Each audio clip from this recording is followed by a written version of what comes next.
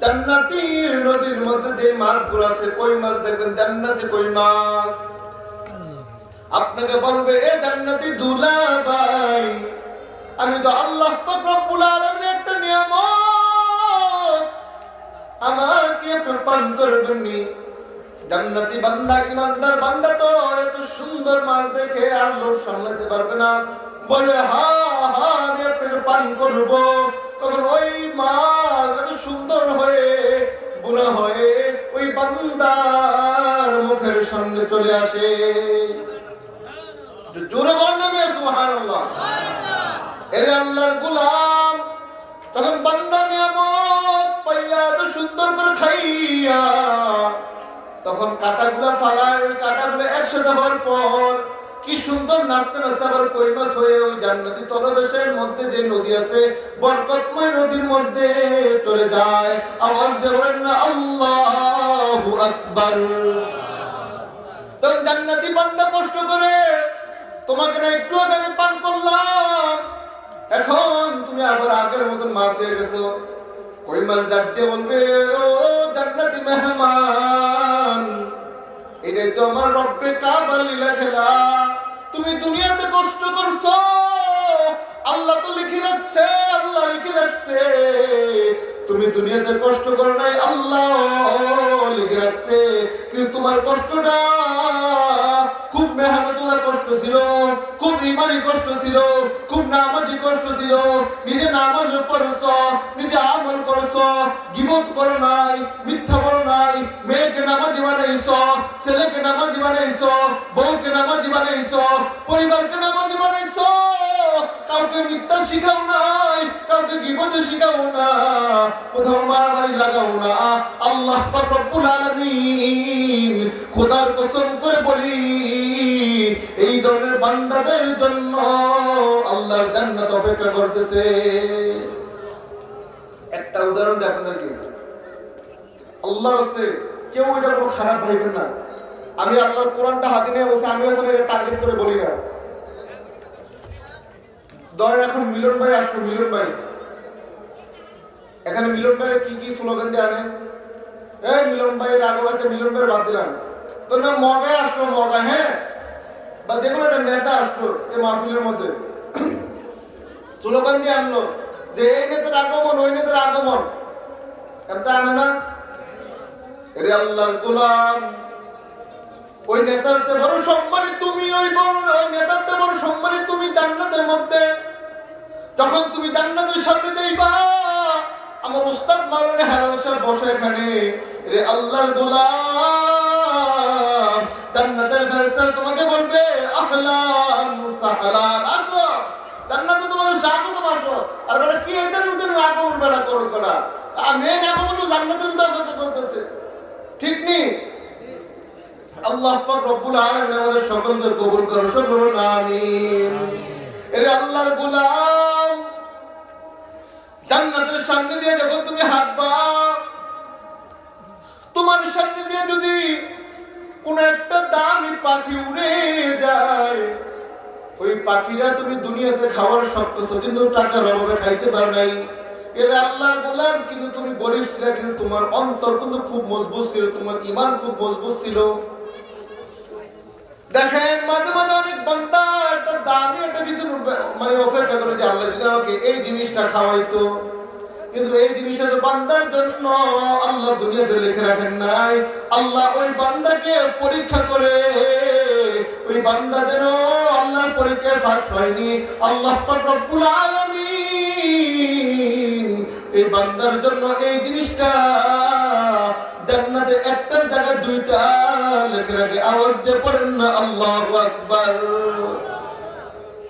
যখন তোমার সামনে দিয়ে কিছু যায়, তুমি যদি খালি মানে মুখ দিয়ে উচ্চারণ করা লাগবে না, খালি মনটা মানে মনে মনে এই সুন্দর পাখিরা যাইতেছে, বা চড়ুই পাখি যাইতেছে, এত সুন্দর পাখিরা আল্লাহর নিয়ামতে যাইতেছে, এটা যদি আমি একটু ঘুণা করে যদি খাইতে পারতাম, আমার কত মজা লাগতো। আল্লাহর গোলাম, মুখের মধ্যে অন্তরের মধ্যে কথা থাকতে দেরি আছে, ওই পাখিরা বুনা হইয়া জান্নাতের প্লেটের মধ্যে তোমার মুখ পর্যন্ত আসতে 1 সেকেন্ড তখন দেরি দেরি হবে না। আওয়াজ দিয়ে পড়েন না আল্লাহু আকবার। আর একটু জোরে পড়েন না আল্লাহু আকবার। হে খোদা দয়াময় রব্বুল আলামিন,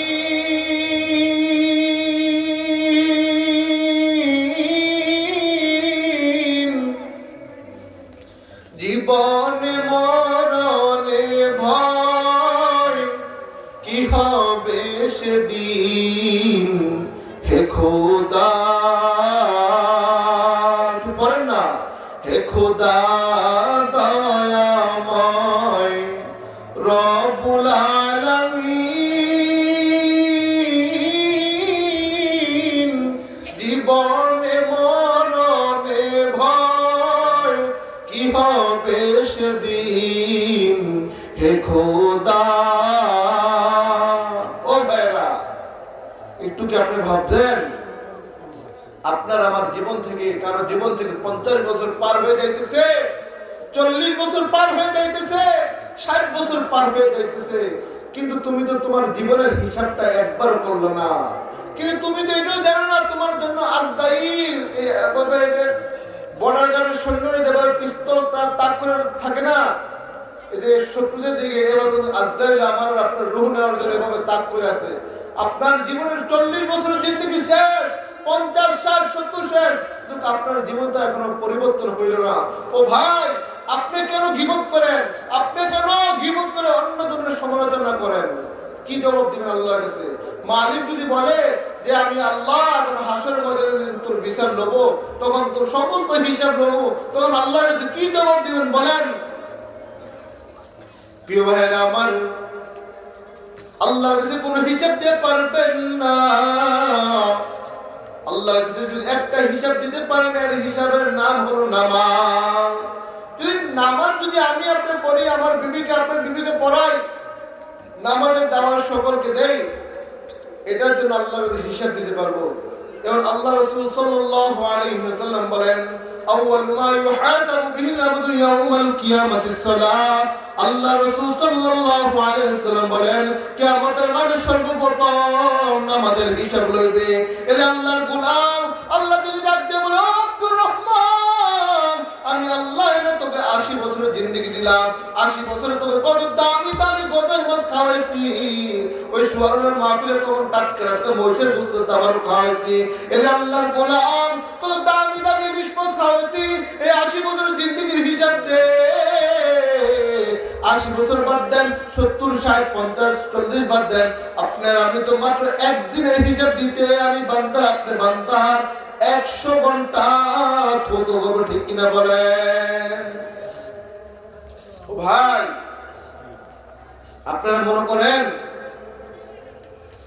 যে আরে আমরা তো 5 ওয়াক্ত নামাজ পড়তেছি, এই জনসুর হুজুরের মুরিদ, বাইনাবার হুজুরের মুরিদ, উদারি হুজুরের মুরিদ, তসবিহ বড় একটা তসবিহ নিয়ে সুবহানাল্লাহ আলহামদুলিল্লাহ পড়তেছি।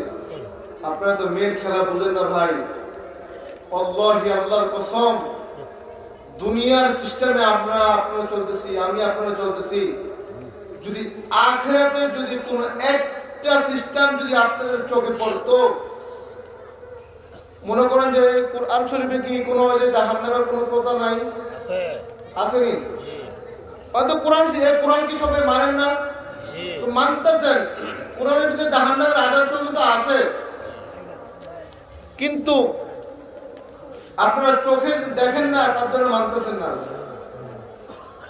তাই আপনাদেরকে বলি ভাই, জাহান্নামের খুব ভয়ঙ্কর আযাব। এই জাহান্নামের আযাব যদি আপনারা দেখেন কি ভয়ঙ্কর, তাহলে বুঝতে পারবেন দুনিয়া কত দানে কত চাল। পাকিস্তানের এক ব্যক্তি, বড় সেনাবাহিনী একজন, মানে বড় অফিসার, সে তার সৈন্যদেরকে নিয়ে পাকিস্তানের এক জঙ্গলে ট্রেনিং এর জন্য গেছিল। তখন কিছু কিছু সৈন্যদেরকে বসে, সৈন্যরা তোমরা এদিক দিয়ে যাও, আর বাকি সৈন্য আমার সাথে আসো। তখন ওই যে সেনাবাহিনী যে অফিসারটা, ওনার সাথে 2 জন সৈন্য নিয়ে জঙ্গলের একবারে মাঝখানে চলে গেছে। যাওয়ার পর এর আল্লাহর গোলাম যাওয়ার পর একদিন পার হয়ে গেল, 2 দিন পার হয়ে গেল, 3 দিনের সময় ওই আল্লাহর বান্দার কানে ওই যে সৈন্য, যে সেনাবাহিনীর একজন অফিসার,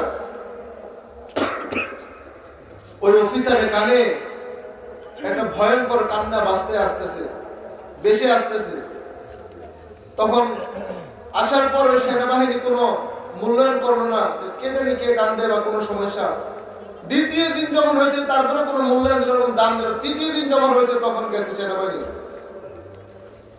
যাওয়ার পর দেখে একটা যে কঙ্কাল, মানুষের কঙ্কালের পায়ের নিচে একটা ছোট্ট একটা পোকা, যে পোকা দেখে না সামনে দুটো যে হাল আছে না, এই হালগুলো দিয়ে হালকা একটু লাগাইতে দেরি আছে, এত জোরে জোরে হাউমাউ করে চিৎকার পারে। দুনিয়ার ঘটনা, দুনিয়ার পাকিস্তানের, পৃথিবীর বাইরের না, দুনিয়ার ঘটনা, পাকিস্তানের ঘটনা। তখন ওই সেনাবাহিনী ওই পোকাটাকে লাইট পার্সে চলে যাওয়ার জন্য লাঠি দিয়ে অনেক ইয়ে করছে। তখন ওই পোকাটা যায় না। তখন ওই পোকাটা ডিস্টার্ব করে ওই সেনাবাহিনীর দিকে তাড়া করছে যে সেনাবাহিনীর কামড় দিবে। তখন সেনাবাহিনীকে দৌড়াইতে এক পর্যায়ে দেখে সেনাবাহিনী আর কোনো সামনে রাস্তা নাই, একটা পুকুর আছে, দেখে পুকুরের কাছেও চলে আসে পোকাটা। তখন সেনাবাহিনী এখন কোথায় যাবে, কোনো রাস্তা পাচ্ছে না। তখন ওই সেনাবাহিনী যে পুকুরের মধ্যে হাঁটু সমান পানির মধ্যে নামছে। আল্লাহর কসম করে বলি দোস্ত, এই ঘটনাটা লেখছে যে তারপরে আপনারা বিশ্বাস দেবেন। আল্লামা মুফতি তাকি উসমানীর নাম শুনছেন কেউ? শুনেন নাই? আল্লামা মুফতি তাকি উসমানীর কিতাবে এই ঘটনাটা লেখছেন। তখন ওই সেনাবাহিনী হাঁটু সমান পানির মধ্যে নামছে। নামার কিছুক্ষণ পর ওই পোকাটার যে দুটা হাল সামনের, এই হালটা শুধু পানির মধ্যে লাগাইতে দেরি আছে। ওই বান্দার হাঁটুর নিচে যতগুলো বস্তু ছিল সবগুলো বস্তু ছিঁড়ে জোরে পানির মধ্যে পড়ে গেছে। পানিটা এত পরিমাণ গরম হয়েছে। দুনিয়ার মধ্যে যদি এমন ভয়ঙ্কর ঘটনা হয় ভাই, কবরের মধ্যে আপনার আমার কেমন ঘটনা হবে? ও ভাই, গীবতপুরের একটা ঘটনা বলি, কবরের মধ্যে কেমন আমার আপনার ভয়ঙ্কর ঘটনা হবে। কারণ আপনারা সবাই গ্রাম্য মানুষ, শহরে এই বয়ান নাই। এই যে পুতা চিনি, পুতা, যে গোল সুপারি দিয়ে যখন পুতা দিয়ে যখন পাটার মধ্যে জোরে শাসা মারে না, মায়ের একটু জোরে বলেন না, মিয়া কত শুনেন?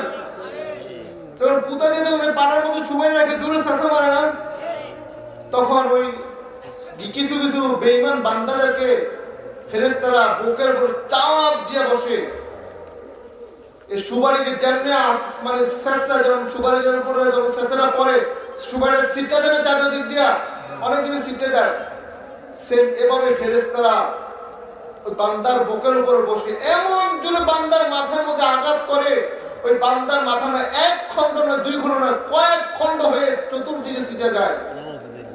তখন ওই পাথরটাও ফেরেশতার হাত থেকে চলে যায়। তখন ওই ফেরেশতারা ওই পাথরটা আনার পরে আবার দেখে বান্দার মাথা আগের মতো হয়ে যায়। এভাবে বান্দা, খোদার কসম করে বলি, কিয়ামত পর্যন্ত আপনার আমার কবর এমন হবে। কিন্তু কেন ভাই? তো আমার আপনি সব ঠিক আছে, নামাজ, রোজা, হজ, যাকাত, কোরআন সব ঠিক আছে, ওই যে আমার আপনার কলবটা ঠিক নাই, অন্তরটা ঠিক নাই। এত সুন্দর তাকবীর সুবহানাল্লাহ, আলহামদুলিল্লাহ, আল্লাহু আকবার করি, কিন্তু ওই যে চা দোকানে বলে মাগরিবের পরে ও হেবাত কি জানোস তো বেটা, ওলে মাইরে বেগে গেছে না, কি লাভ হয় বলেন? আর বেটা তোমার নিজের ঘরে কত ময়লা, তুমি এটা দেখো, তুমি অন্য জায়গায় গীবত করো। এগুলো করার কোনো দরকার নেই ভাই। আল্লাহর কাছে সকলকে বলি, অন্তত গীবত থেকে সকলে বাঁচতে থাকেন। আল্লাহ আমাদের সকলকে গীবত থেকে বাঁচবার তৌফিক দান করুক। সকলে একটু জোরে বলেন আমিন। আমি যে কথাগুলো বললাম, এর কথা যদি সর্বপ্রথম আমি এবং আপনারা এবং যারা যারা সুন্দর তারা আমল করতে পারে, সকলে জোরে বলেন আমিন। আসসালামু আলাইকুম ওয়া রাহমাতুল্লাহি ওয়া বারাকাতুহু।